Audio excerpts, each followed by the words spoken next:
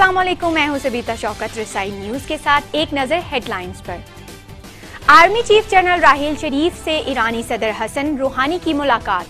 General राहील शरीफ ने ईरानी सदर को पाकिस्तान को दरपेश चैलेंजेस और रॉ की पाकिस्तान खसूसन बलोचिस्तान में मुदाखलत से आगाह किया।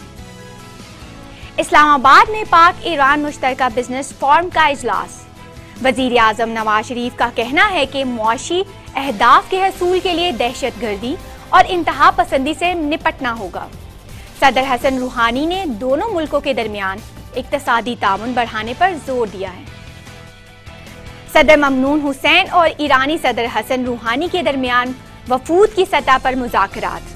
पाकिस्तान और ईरान के दरमियान कुदरती वसाइल के शोबे में ताउन बढ़ाने पर जोर।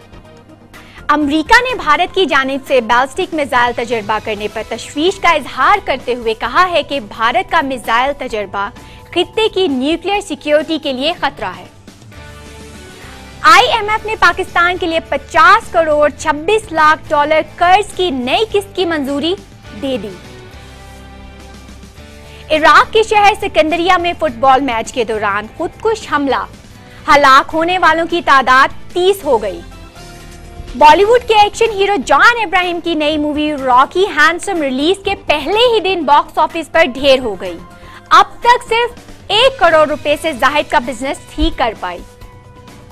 और वर्ल्ड T20 में शिकस्त खाने के बाद पाकिस्तान क्रिकेट टीम के खिलाड़ी मोहाली से नई दिल्ली पहुंच गए। आज रात वतन वापस पहुंच जाएंगे। अब तक के लिए इतना ही। देखते रहिए रसाई न्यूज।